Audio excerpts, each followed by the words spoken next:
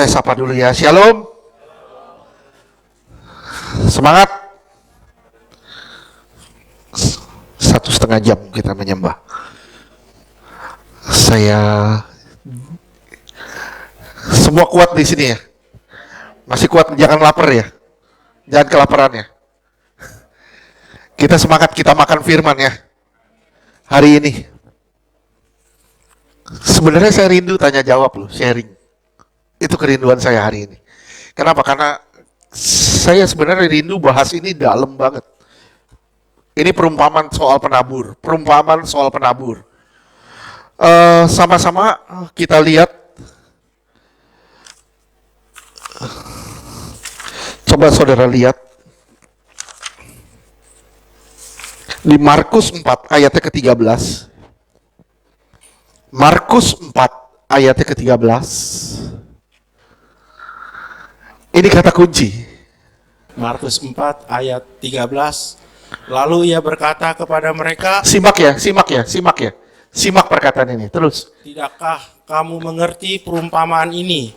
Kalau demikian, bagaimana kamu dapat memahami semua perumpamaan yang lain? Saudara simak baik-baik. Simak perkataan ini. Tidakkah kamu mengerti perumpamaan ini? Kalau demikian, bagaimana kamu dapat mengerti, memahami perumpamaan yang lain? Tuhan cuma ngomong gini. Ini dasar dari perumpamaan. Kalau kamu bisa ngerti perumpamaan ini, kamu akan ngerti perumpamaan yang lain. Ngerti?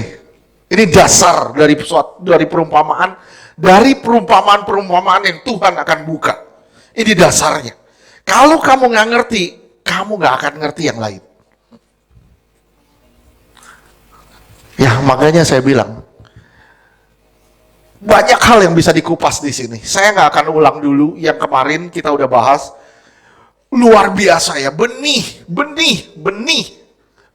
yang mati hanya bisa hidup ketika ketemu tanah yang kotor. Bisa bayangin, benih yang mati hanya bisa hidup ketika ketemu tanah yang kotor. Tanah kotor itu kita. Benih itu dia, firman Allah. Ketika firman itu masuk ke dalam kita, kita tanah yang kotor ini bisa menghasilkan buah. Hebat, luar biasa. Kita tanah yang kotor ini, tanah yang gak layak ini, bisa menghasilkan buah. Tuhan mau benar-benar saudara dan saya bertumbuh di dalam Dia. Banyak orang dewasa ini rajin pelayanan, rajin ibadah, tapi sayang tanahnya tipis. Kita lihat sama-sama di Markus 4 ayat 5 sampai 6. Markus 4 ayat 5 sampai 6. Markus 4 ayat 5. Sebagian jatuh di tanah yang berbatu-batu, yang tidak banyak tanahnya. Lalu benih itu pun segera tumbuh, karena tanahnya tipis. Iya, terus ayat 6. Benih itu langsung tumbuh, tapi tanahnya tipis. Di balik tanah yang tipis ini ada pondasi yang nggak bisa ditembus sama akar. Terus Markus 4 ayat 6. Tetapi sesudah matahari terbit, layulah ia dan menjadi kering karena tidak berakar. iya, karena nggak berakar jadi kering. Terus ayat 16 dan 17. Ayat 16 dan 17. Markus 4 ayat 16. Demikian juga yang ditaburkan di tanah yang berbatu-batu ialah orang-orang yang mendengarkan firman itu dan segera menerimanya dengan gembira. Iya, terima dengan gembira. Terus ayat 17. Markus 4 ayat 17. Tetapi mereka tidak berakar dan tahan sebentar saja. Apabila kemudian datang penindas atau penganiayaan karena firman itu, mereka segera murtad. Iya. Ini. Jadi yang saya mau bahas di sini, masalah yang pertama, saudara perhatikan, masalah yang pertama itu tanahnya tipis. Tanahnya tipis. Tidak tahan terik matahari, layu kering. Tanah tipis, di dalamnya banyak barang berharga. Ada kekerasan hati, ada harga diri, Sekali lagi, ada harga diri, ada keras hati. Mudah semangat. Orang seperti ini mudah lapar, mudah kenyang. Sekali lagi, orang seperti ini mudah lapar, mudah kenyang. Mudah gembira, mudah sedih. Perhatiin, kita kayak gitu kan? Hari ini seneng, wah sukacita, ketemu hadirat Tuhan sukacita. Besok ketemu masalah, ambrol lagi. Saya bilang, saya enggak mau kita punya tanah yang tipis. Hari ini kita senang, kita bisa bersaksi, aduh luar biasa loh, gue ketemu Tuhan tadi pagi. Begitu dengar kabar, langsung brek, ambrol langsung imannya. Ini orang yang tanahnya tipis. Mudah gembira, mudah sedih. Mudah lapar, mudah kenyang. Mudah nangis, mudah tertawa. Hari ini bisa senang, sukacita luar biasa. Kemudian gak berapa lama langsung nangis. Orang seperti ini, simak ya. Orang seperti ini imannya dipengaruhi sama situasi dan kondisi. Saya ulang sekali lagi. Orang seperti ini imannya dipengaruhi sama situasi dan kondisi. Seneng atau tidaknya itu bukan karena firman-Nya. Seneng atau tidak itu bukan karena firman-Nya, tapi karena keadaannya.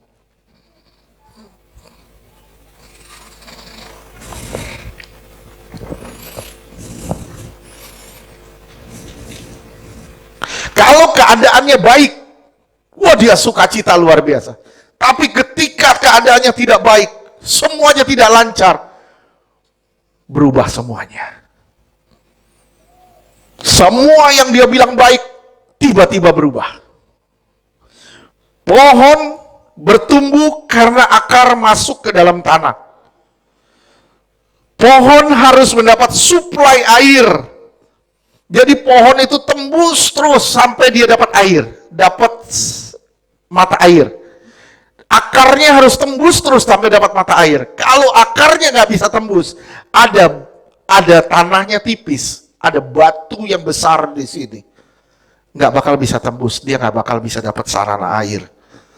Nah begitu kena matahari, langsung layu.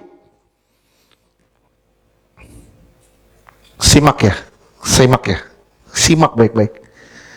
Jika perasaanmu yang utama, perasaan Kristus akan tersingkir. Saya ulang, jika perasaanmu yang utama, maka perasaan Kristus akan tersingkir. Orang seperti ini adalah orang yang mempunyai harga diri yang tinggi. Kita harus percaya dia di balik semua situasi dan kondisi. Orang seperti ini juga orang yang selalu pakai logika, pakai pola pikirnya. Kalau saya bermasalah ini, saya harus cari jalan keluar ini. Kalau saya begini, saya harus cari jalan keluar ini. Kalau saya bermasalah gini, saya harus nyerahin ke tangan Tuhan. Itu semestinya begitu. Saya harus percaya sama Tuhan. Orang seperti ini banyak pakai logika dan sering kecewa sama lingkungan, sering kecewa sama keadaan. Orang seperti ini mudah sekali benci orang. Kenapa? Harga dirinya tinggi. Orang yang punya harga diri tinggi, tanahnya tipis. Ya, semangat, waduh semangat, pelayanan semangat. Begitu dilukai,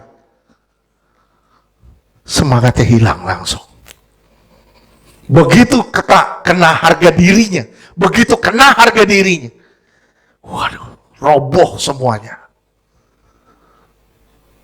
Saya bilang ya, nggak boleh kita begini, nggak boleh. Saudara dan saya harus jadi jemaat yang tahan banting. Saya ulang sekali lagi, saudara dan saya harus jadi jemaat yang tahan banting. Nggak mudah tersinggung. Maju terus, semangat terus.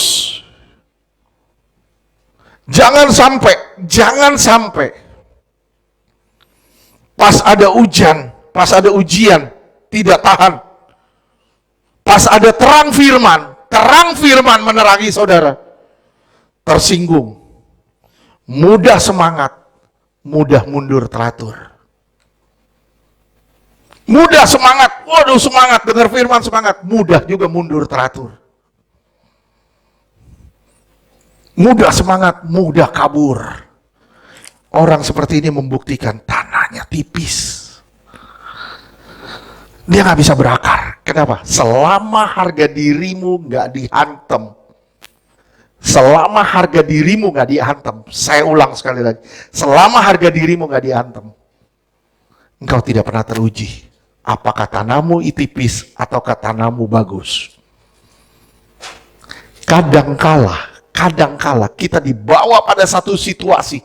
Kita harus dihantam harga diri kita. Bop! Di situ terlihat, kecewa nggak lo? Begitu kita kecewa, terluka, itu membuktikan tanahmu tipis. Maaf, imanmu dangkal. Ya, banyak orang ngomong sama saya, Pak, ngomong begini Pak. Saya bilang, lu musingin kata orang, lu pusing terus lu. Nggak usah pusing orang ngomong apa. Sekarang, apa yang Tuhan ngomong sama kamu? Musingin kata orang terus. Wah, orang bilang ini, orang bilang ini, orang bilang ini, orang bilang ini. Benar loh, dengerin kata orang terus. Lama-lama firman Tuhan bisa keluar dari kita loh. Dengerin aja kata orang terus. Tapi dengerin kata Tuhan terus. Orang mau ngomong apapun, itu kayak ada tameng di kita. Cek, mantul lagi, serangan kayak apapun mantul terus.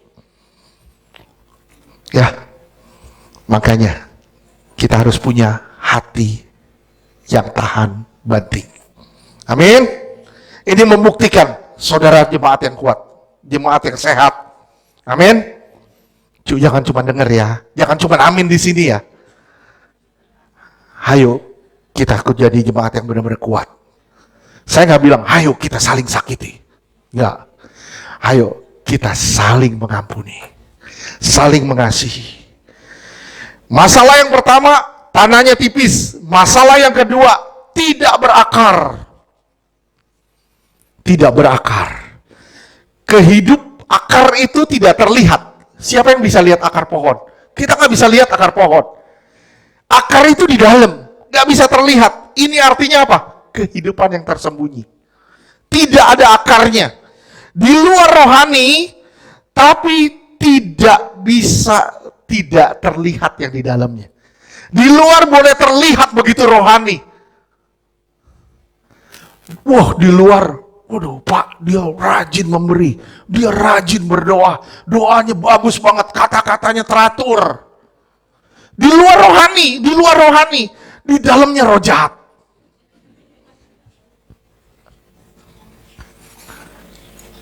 Benar, ini masalah. Di luar nampak baik, tapi sebenarnya dia sudah mati. Nggak ada hubungan sama Tuhan. Nggak ada hubungan sama Tuhan. Nggak ada kontak dengan Tuhan. Tuhan ulur tangan, dia tutup tangan. Nggak mau dipegang sama Tuhan. Kenapa? Karena dia nggak punya akar. Ini bahaya loh, ini bahaya.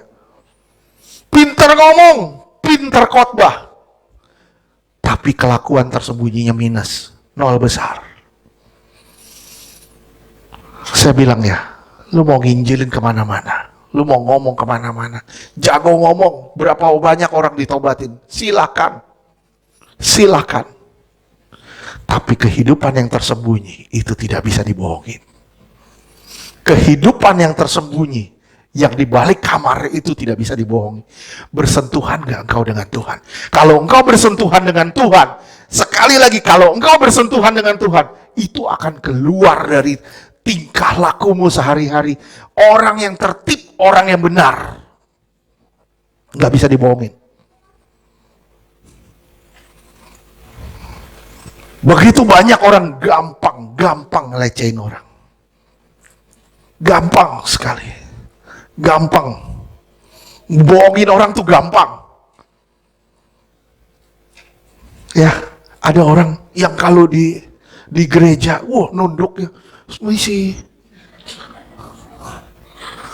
Begitu keluar, awas lo. Waduh, kalau di dalam rohani banget. Kalau di luar mancing terus. Ya, ini kehidupan gak berakar, ini gak ada akarnya. Kalau ngomong baik, waduh, rapi, tapi di dalamnya, waduh, ngegeruk di dalam ini. Banyak sekali kepahitan, banyak sekali sakit hati. Saya rindu kita gak begitu. Amin. Saudara jangan punya tanah yang tipis, dan saudara harus punya akar. Amin.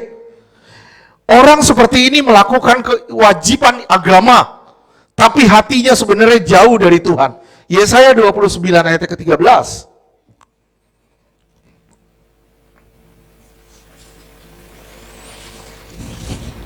Yesaya 29 ayat 13, dan Tuhan telah berfirman, oleh karena bangsa ini datang mendekat dengan mulutnya dan memuliakan aku dengan bibirnya, padahal hatinya menjauh daripadaku, dan ibadahnya kepadaku hanyalah perintah manusia yang dihafalkan. Iya.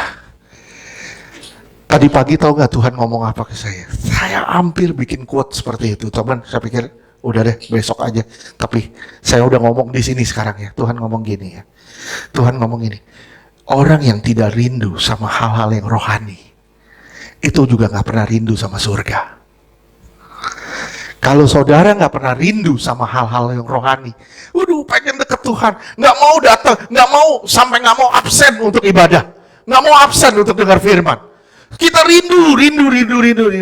Kalau saudara punya kerinduan seperti itu, saudara juga punya kerinduan akan surga. Kalau sama hal-hal rohani kita nggak rindu, kalau sama hal rohani kita nggak rindu, saya bilang, lu jangan ngomong mau ke surga. Kenapa? Kalau kita nggak rindu sama hal-hal yang rohani, berarti kita nggak rindu sama surga.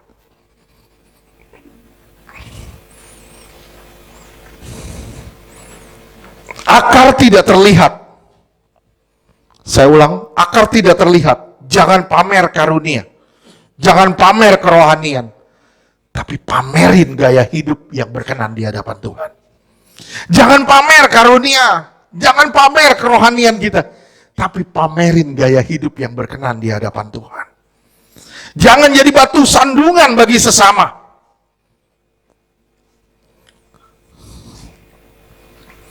Kalau kita bilang kita mengasihi Tuhan, tunjukin dengan mengasihi sesama. Tapi dia jahat, Pak. Nggak pusing. Dia mau jahat apa? Tetap kasih dia. Itu pamer gaya hidup surgawi. Sekali lagi, saya rindu saudara memamerkan gaya hidup surgawi. Bukan hanya pamer, saya berkarunia. Saya menumpangkan tangan, orang sakit sembuh.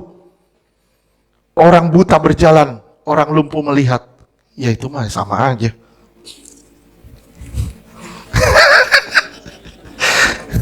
Orang buta berjalan, orang lumpuh melihat. Iya, itu pamer. Oke, kita nggak pamer yang kayak gitu, tapi kita pamer. Saudara, kita semua pamerin gaya hidup kita yang berkenan di hadapan Tuhan. Gimana caranya? Kita jadi berkat bagi orang lain. Amin. Yang ketiga, masalah yang ketiga, batu-batu. Benih terhimpit keras hati. Yeskel 36 ayat 26.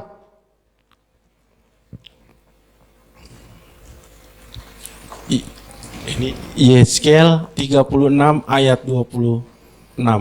Kamu akan kuberikan hati yang baru dan roh yang baru di dalam batinmu. Hati yang baru, roh yang baru di dalam batinmu. Terus Dan aku akan menjauhkan dari tubuhmu hati yang keras, dan kuberikan kepadamu hati yang taat. Iya, kamu akan dapat hati yang taat. Oke, Ibrani 3 ayat 7 dan 8. Batu-batu. Ibrani 3 ayat 7. Sebab itu, seperti yang dikatakan Roh Kudus, pada hari ini, jika kamu mendengar suaranya. 8. Ibrani 3 ayat 8. Janganlah keraskan hatimu seperti dalam kegeraman pada waktu pencobaan di padang gurun. Iya. Jangan keraskan hatimu. Kalau kamu dengerin suara Tuhan hari ini, jangan lagi kerasin hatimu. Jangan lagi ada batu. Jangan lagi punya banyak alasan untuk berkata, Tuhan, saya mau berubah. Jangan lagi beralasan untuk bertobat. Tidak lagi mengeraskan hati. Hati yang tidak mau taat itu harus disingkirkan. Batu melambangkan dosa-dosa yang tersembunyi. Matahari itu terang. Bisa juga berarti masalah. Kenapa Tuhan mengizinkan ada matahari? Kenapa Tuhan mengizinkan ada terang? Saya bilang, itu pernyataan Allah. Itu pernyataan kasih Allah. Pernyataan kasih Allah yang paling gampang saudara lihat apa? Apa? Matahari. Apa? Salib. Itu pernyataan kasih Allah yang paling mudah kita lihat. Salib. Salib. Tidak ada satu perkara pun, simak ya, simak, catat. Tidak ada satu perkara pun yang bisa memelihara hidup kita lebih baik dari salib. Tidak ada satu perkara pun yang bisa memelihara hidup kita lebih baik dari salib. Nggak ada. Nggak ada yang lebih baik dari salib. Saudara dipelihara. Dengan apa? Dengan ada salib di pundakmu, engkau dipelihara sama Tuhan. Tuhan memeliharamu, Tuhan jaga kamu, Tuhan giring kamu ke jalan yang benar.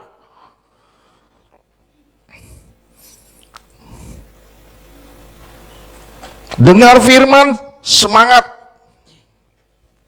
Tapi jangan sampai kemudian kita jadi loyo. Tidak mau salib. Jangan sampai hati kita menjadi tanah yang tipis. Hati kita tidak berakar. Firman Tuhan tidak berakar di dalam hati kita. Karena ada batu, banyak dosa yang kita belum singkirkan. Sekali lagi, banyak dosa yang belum disingkirkan. Ingat, tempat yang Allah ingin kunjungi. Ingat ya, tempat yang Allah ingin kunjungi bukanlah tempat yang menurut kita baik. Tempat yang Allah ingin kunjungi bukanlah tempat yang kita senangi, tapi justru sebaliknya, tempat di mana kita bisa disembelih. Aduh, saya minta dengar. Bapak ngomong sembarangan.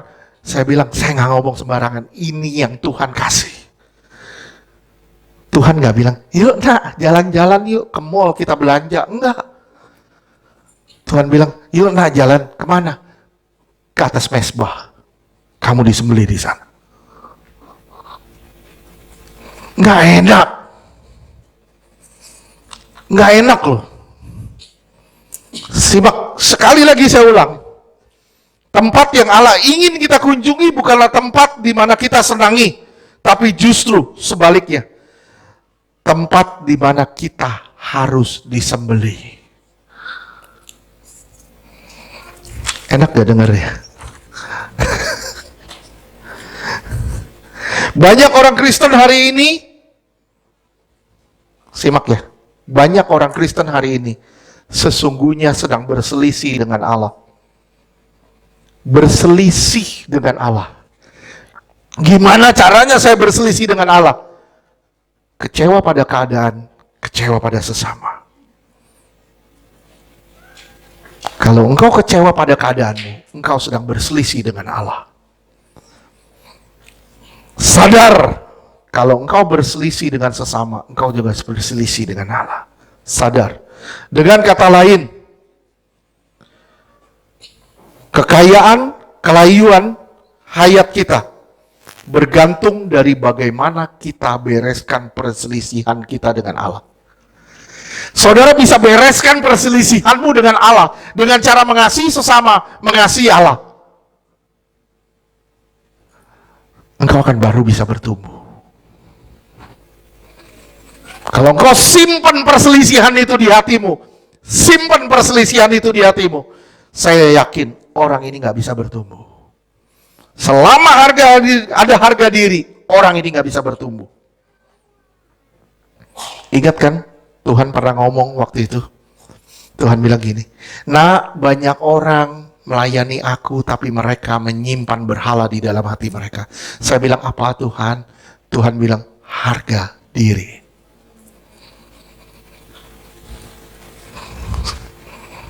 Saya nggak ada harga diri lagi, Pak. Saya udah disakitin orang saya. Belum terbukti. Kalau disakitin kau masih bisa tersenyum dan masih bisa tertawa, itu baru terbukti ada salib di dalam kamu. Gampang, enggak, susah. Ingat, tidak satupun firman Tuhan yang diperoleh tanpa mengeluarkan harga. Tidak satupun firman Tuhan yang diperoleh tanpa mengeluarkan harga. Semua firman Tuhan yang saudara terima harus bayar harga. Roma 5 ayat 3.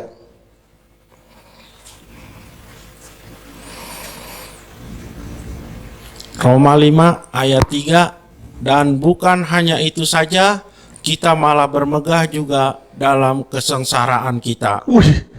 Bermegah di dalam kesengsaraan. Gampang nggak? Enggak. Lu miskin, lu bangga. Lu nggak punya apa-apa, lu bangga. Kadang-kala kita harus bermegah. Terima kasih Tuhan. Kalau saya nggak punya apa-apa hari ini. Kenapa? Karena saya punya cuman Tuhan hari ini. Saya cuman punya Tuhan, saya nggak punya apa-apa. Oke? Ibrani, terus lanjutkan. Karena kita tahu bahwa kesengsaraan itu menimbulkan ketekunan. Iya.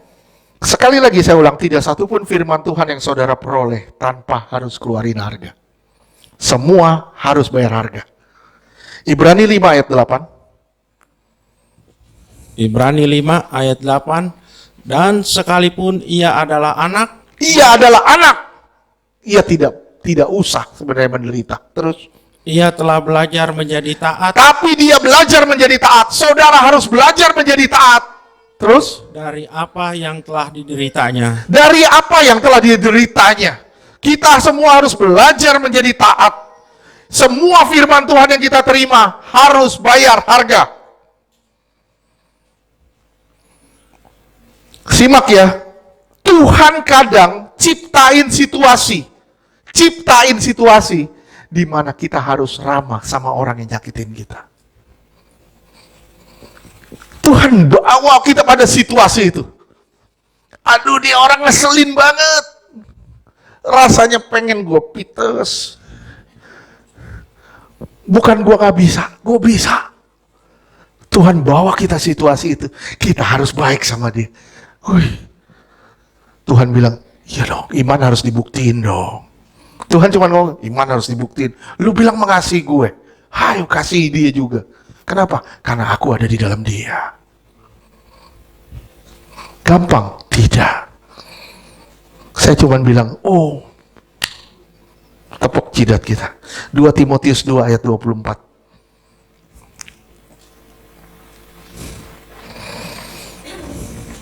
Timotius 2 ayat 24, sedangkan seseorang hamba Tuhan tidak boleh bertengkar, tetapi harus ramah terhadap semua orang, ia harus cakap mengajar, sabar. Sabar. Ya. Harus cakap mengajar dan harus sabar. Ya. Cakap mengajar mah gampang. Sabarnya itu nggak gampang. Ya. Ngelewatin begini. Waduh, nggak mudah loh. Benar-benar gak mudah. Kita bukan hanya ngadepin misalnya jemaat, ini semua baik, semua di sini baik. Tapi kita juga ngadepin orang-orang iktus di luar yang berkarakternya juga beda-beda. Kadang kita lagi dia telepon kita nggak angkat, bilangnya kita beda-bedain. Kadang susah. Kadang kita udah lelah, udah capek. Pak minta tolong doain. Udah capek, saya bilang, Bu besok aja. Wah Pak, kalau orang kaya aja langsung. Saya bilang, berapa banyak orang kaya juga kita tolak. Kalau capek ya capek, gitu aja. Kalau kita lelah. Kadang kita harus sabar ngadepin orang-orang seperti ini. Gampang nggak? Enggak. Semua orang mau menunjukkan kekurangannya. Saya ulang. Semua orang mau menunjukkan kekurangannya. Gua lagi butuh. Gua harus ditolong. Gua. Selalu gua. Kita nggak pernah mikirin orang di sekitar kita. Kita selalu mikirin saya. Lu bodo amat. Yang penting gua. Kita selalu kita. Aduh susah loh. Saya mau disenangkan, saya mau dapat ini, saya mau begini. Lu nggak tolong gua, lu nggak ini. Kita selalu ke diri kita. Kita nggak pernah, lu mau apa?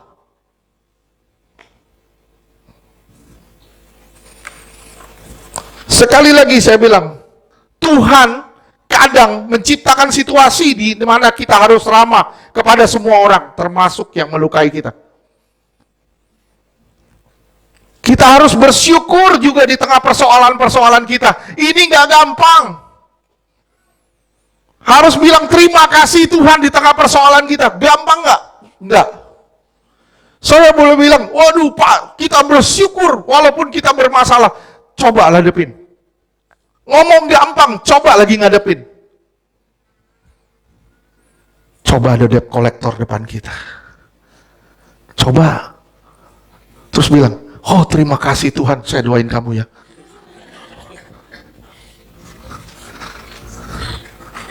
Susah. Nggak gampang. Salah satu proses kita. Apa? Dapur perapian. Allah mengatur kita lewat lembah kekelaman. Allah ngatur saudara, ngatur saya lewat lembah kekelaman. Gampang nggak? Aduh, ngomongnya gampang loh.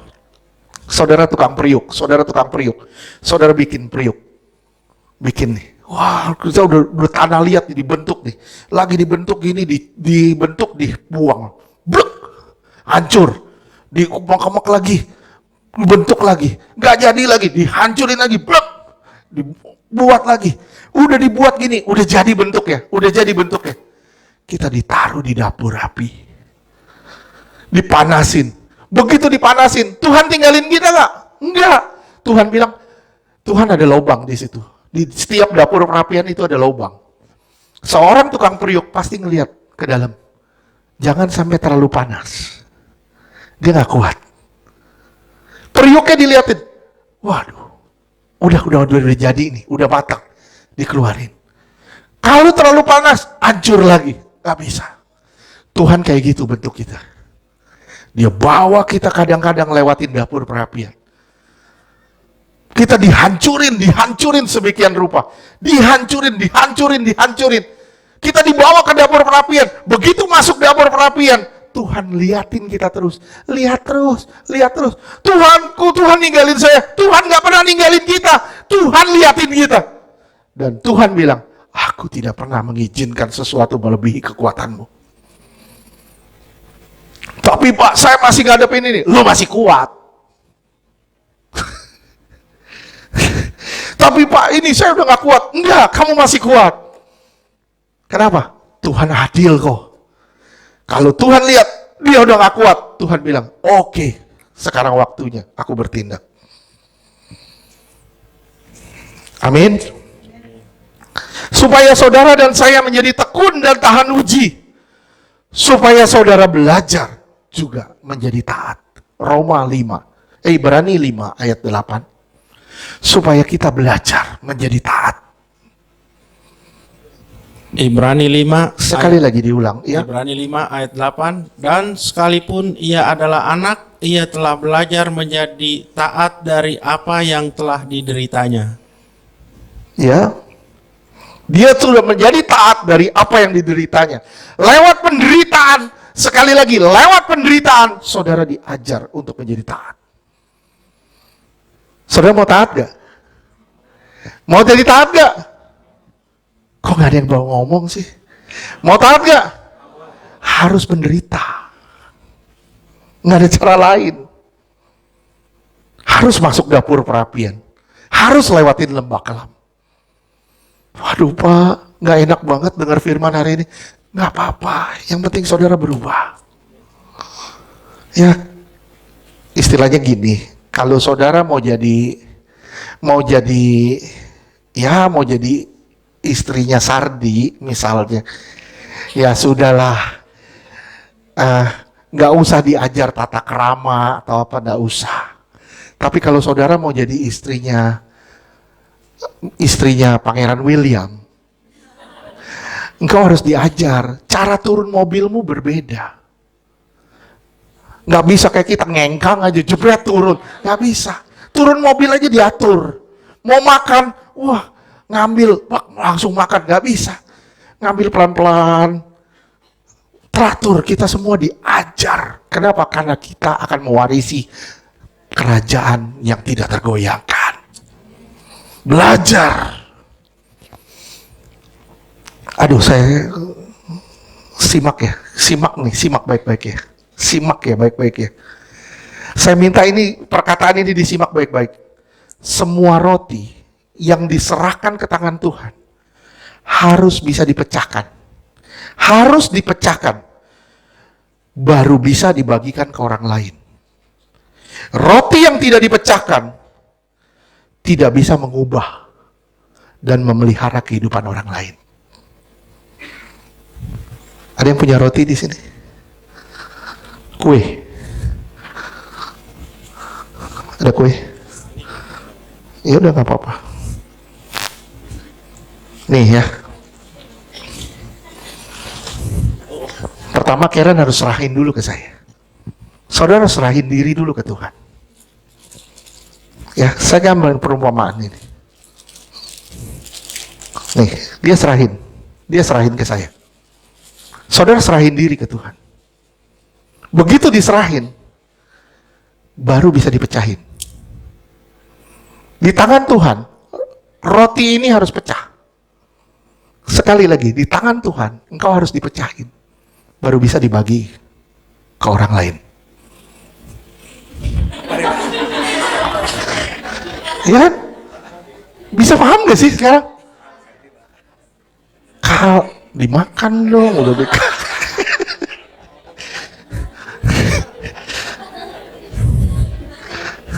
Saya harap saudara bisa ngerti nih. Saya harap saudara bisa ngerti. Semua roti yang diserahkan ke tangan Tuhan harus dipecahkan, baru bisa dibagikan ke orang lain.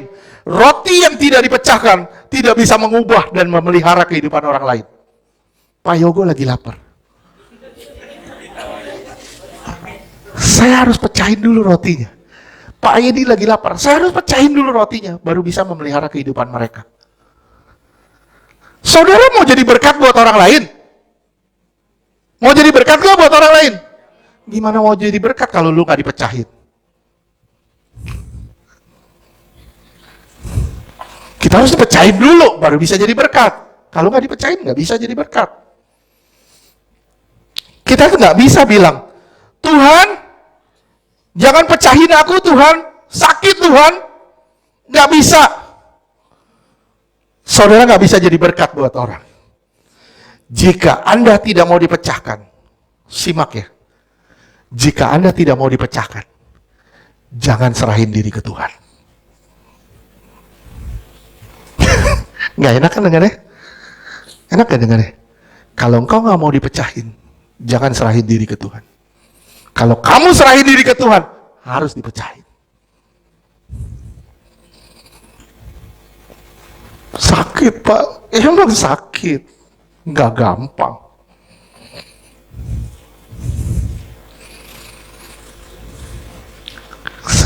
Mana roti? Kok nggak dimakan? Nah, makan tuh. Di mana? Disimpan buat besok.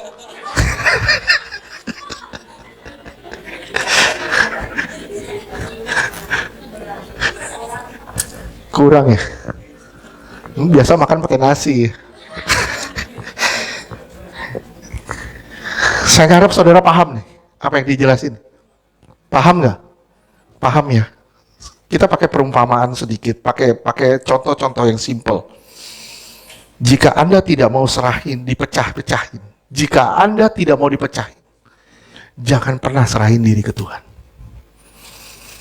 Kalau saudara bilang, saya mau serahin diri ke Tuhan, saya mau serahin diri ke Tuhan, siaplah engkau dipecahin. Sakit luar biasa.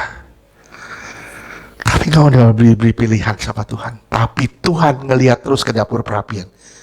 Apinya bagus nggak? Terlalu panas nggak? Tuhan perhatikan kau. Dan Tuhan tidak pernah melalaikan kau. Amin. Oke, sekarang kita masuk dalam Hosea 14 ayat 6 sampai 8. Ini tadi kehidupan yang dangkal. Ada tanahnya tipis, tidak berakar, ada batu-batu. Ini masalah. Nah, ini berikutnya. Terus Hosea 14 ayat 6, Aku akan seperti embun bagi Israel, maka ia akan berbunga seperti bunga bakung, dan akan menjulurkan akar-akarnya seperti pohon hawar. pohon hawar. Terus Hosea 14 ayat 7, ranting-rantingnya akan merambak, semaraknya akan seperti pohon zaitun, dan berbau harum seperti yang di Libanon. iya, rantingnya merambak, semarak. Jadi indah banget tuh pohon. Akan seperti pohon zaitun, terus berbau harum seperti yang di Libanon. Ayat 8. Hosea 14 ayat 8, mereka akan kembali dan diam dalam naunganku dan tumbuh seperti gandum. Mereka akan berkembang seperti pohon anggur yang termasmur seperti anggur Libanon. Iya. Di sini ada pohon hawar. Pohon hawar itu pohon yang besar. Pohon yang paling besar di Israel itu pohon hawar. Dan pohon yang besar pasti akarnya dalam. Sekali lagi saya ulang. Pohon yang besar pasti akarnya dalam. Kalau kamu mau jadi raksasa rohani. Saya ulang. Kalau kamu mau jadi raksasa rohani, engkau harus tertanam di dalam Tuhan. Kalau engkau nggak tertanam di dalam Tuhan, jangan berharap engkau jadi raksasa rohani. Jangan pernah berharap engkau jadi raksasa rohani. Pohon hawar, pohon yang kuat dalam, yang tinggi besar. Orang yang besar rohani adalah orang yang senantiasa sentuh Allah. Orang yang besar rohani adalah orang yang senantiasa menyentuh Allah. Pohon zaitun adalah pohon minyak. Pohon anggur adalah sukacita. Sekali lagi, pohon zaitun melambangkan pohon minyak. Pohon anggur melambangkan sukacita. Bunga bakung, bunga yang indah. Kidung Agung 2 ayat 1. Kidung Agung 2 ayat 1, bunga mawar dari Saron aku, bunga bakung di lembah-lembah. Iya, bunga mawar dari Saron aku, bunga bakung di lembah-lembah. Bunga bakung tanda bersandar sepenuhnya kepada Allah. Tuhan bilang, bunga bakung tidak diberi makan, tapi dia hidup. Karena apa? Karena Allah yang memelihara. Kita adalah bunga bakung yang indah. Kita tidak merawat diri kita, tapi Allah yang merawat kita. Allah merawat kita dan memberi kita keindahan. Semakin hari engkau akan semakin indah. Tapi syaratnya apa? Engkau harus tertanam dalam sama Tuhan. Engkau harus berdiri kokoh di dalam Tuhan. Engkau harus penuh dengan minyak urapan, diurapi Tuhan. Dan engkau harus hidup dalam sukacita yang berlimpah. Jangan hidup dalam kesedihan. Semarak zaitun, yaitu pada buahnya, keindahan suatu pohon itu bisa juga dilihat dari buahnya. Kenapa pohon anggur? Orang Kristen harus merambat. Pohon anggur itu merambat. Dia nggak ada akarnya. Tapi merambat kemana-mana. Merambat artinya penuh sukacita. Sukacitanya akan terbawa kepada orang yang bertemu dengan dia. Libanon artinya kehidupan yang dalam, berbuah, penuh sukacita. Kehidupan yang dalam adalah buah dari kelembutan hati kita. Siap ditegur, siap dikoreksi, siap diuji. Siap berdamai dengan siapapun, siap mengasihi tanpa pamrih, siap bersyukur dalam segala keadaan. Sekali lagi saya ulang, kehidupan yang dalam, yang berakar, yang bertumbuh dan berbuah, dilihat dari kelembutan hati kita. Siap gak kita ditegur? Siap gak kita dikoreksi? Siap gak kita diuji? Siap gak kita berdamai dengan semua orang? Siap gak kita mengasihi tanpa pamrih?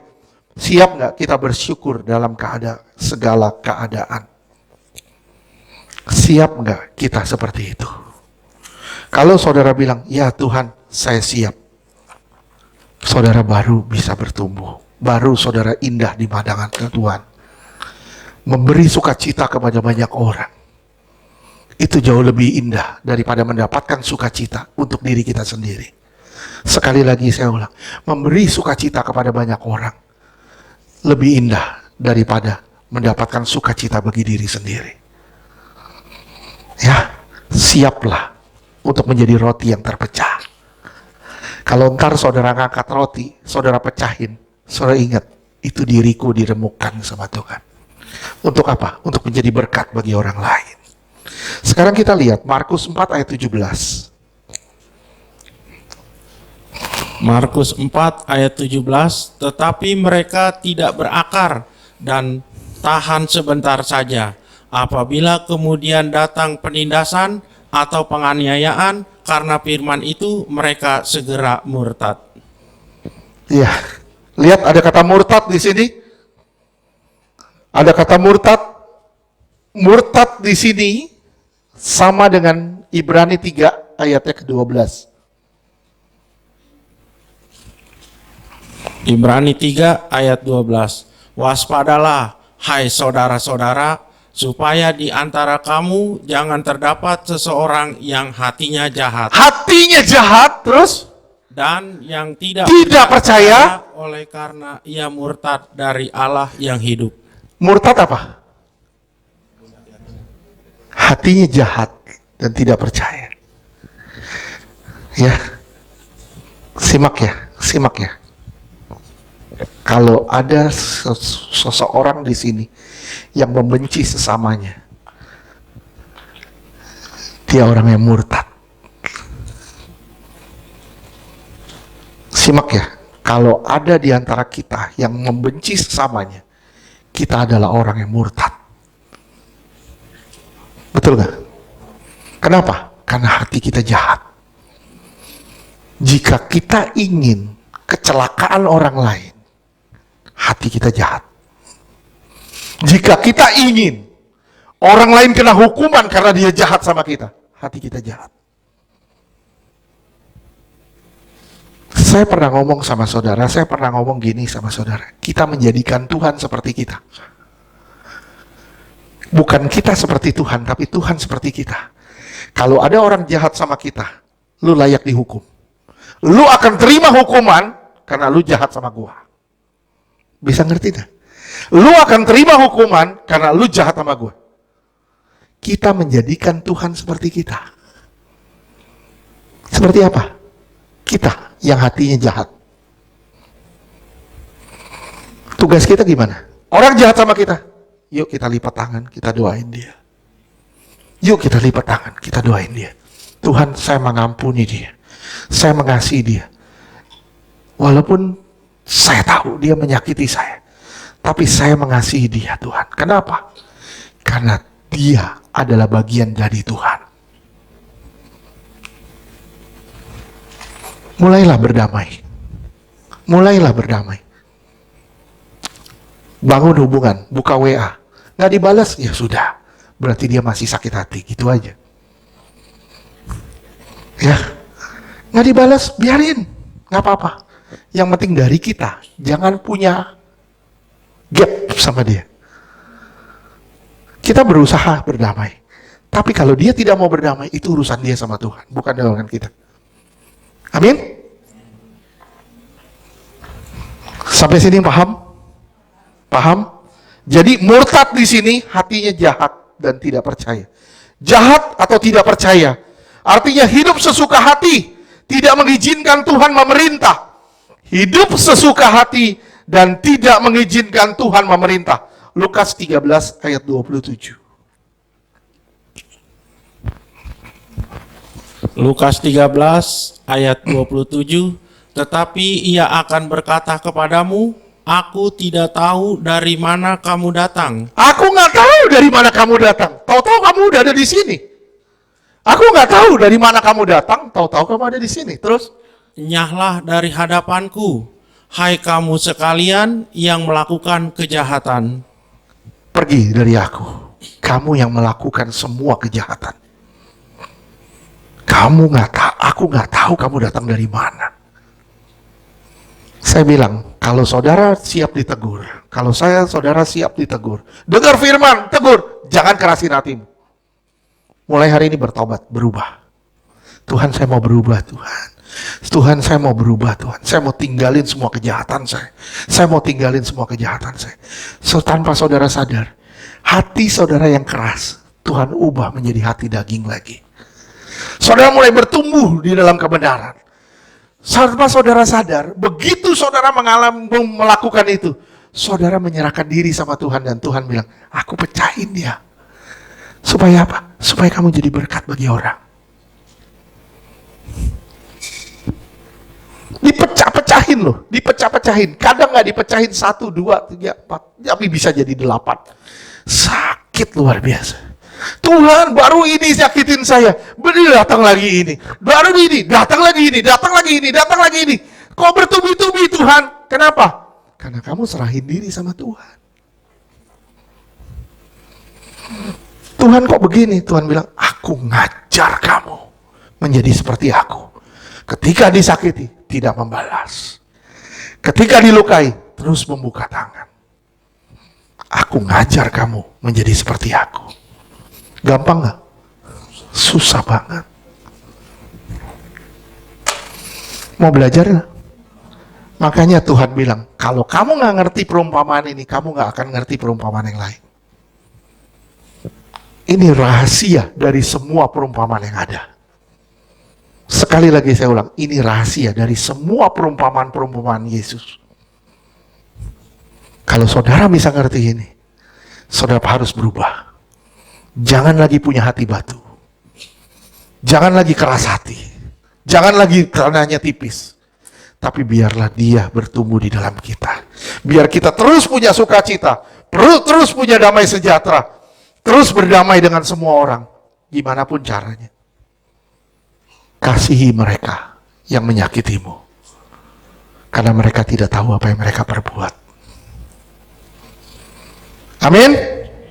Ayo sama-sama kita berubah. Ayo sama-sama kita siap dipecah-pecahkan dan jadi berkat bagi orang lain. Haleluya. Amin.